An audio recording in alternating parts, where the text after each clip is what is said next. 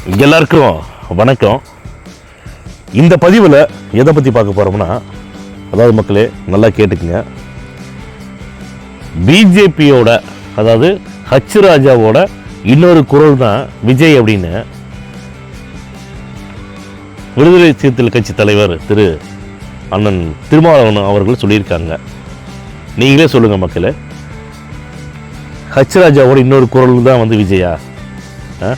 இவங்களுக்கெல்லாம் என்ன வைத்தறிச்ச தெரியுங்களா? சீமான் அவர்களுடைய ஓட்டம் பாதிக்கப்படுது, திருமாவளவன் அவருடைய ஓட்டம் பாதிக்கப்படுது.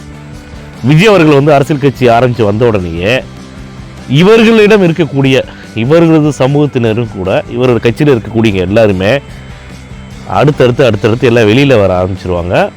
இந்த விஷயம் தான் நடந்துட்டு இருக்குது.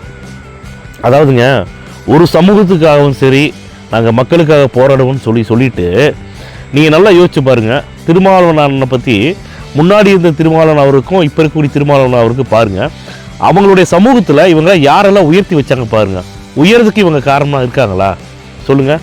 விடுதலை சிறுத்தைகள் கட்சினாவே அராஜக கட்சி, அடிதடி கட்சி, மாமூல் வாங்கக்கூடிய கட்சி அப்படி சொல்லிட்டு ஏகப்பட்ட வந்து கெட்ட பேர் எடுத்துருக்காங்களே தவிர என்ன வேறு என்னங்க பண்ணியிருக்காங்க சொல்லுங்கள்? எத்தனை இடத்துல எத்தனை சோசியல் மீடியாவில் விடுதலை சிறுத்தைகள் கட்சியாளர்களாம் போய் வந்து மாமூல் கேட்டு பிரச்சனை பண்ணுறது, ஏதாச்சும் இது நடத்துகிறாங்க, கூட்டம் நடத்துகிறாங்க அப்படின்னா பொதுக்கூட்டத்துக்கு வந்து போயிட்டு வந்து பணம் வாங்குறதுன்னு சொல்லிட்டு எத்தனை இடத்துல வந்து இது மாதிரிலாம் பண்ணிட்டு இருக்காங்க சொல்லுங்கள் மக்களே. நான் சொல்கிறது உண்மையாக பொய்யான்னு மட்டும் சொல்லுங்கள். அப்போ இவங்களுடைய வேலை என்னென்னா, நாங்கள் வந்து எங்கள் சமூகத்து மக்களுக்கு வந்து நாங்கள் நல்லது பண்ணுறோம் சொல்லிட்டு அவங்க எல்லாமே வந்து கஷ்டப்படுறாங்க. ஆனால் அவங்க பேரை சொல்லி இருக்கக்கூடிய திருமாவளவன் அந்த மாதிரியான ஆட்கள் என்ன பண்ணுறாங்கன்னா, அவங்களுடைய வாழ்வியலையும் வாழ்வாதாரத்தையும் பொருளாதாரத்தையும் மேம்படுத்திக்கிட்டாங்களே தவிர அந்த இன மக்கள் எல்லாமே அப்படித்தான் இருக்காங்க எல்லாருமே. இதுதான் உண்மை. இந்த பதிவை கேட்டுட்டு அவங்க சரி யார் வந்து கேட்டாலும் நமக்கு தகுந்த பதில் கொடுக்கலாம். ஏன்னா அவங்க தப்பாக ஒன்றும் பேசலை, சரியான கருத்தை சொல்லியிருக்கோம்.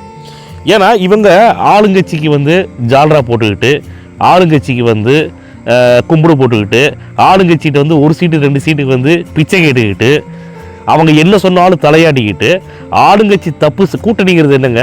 ஆளுங்கட்சிங்கிறது தப்பு பண்ணனா தட்டி கேட்கணும், அதானே கூட்டணி.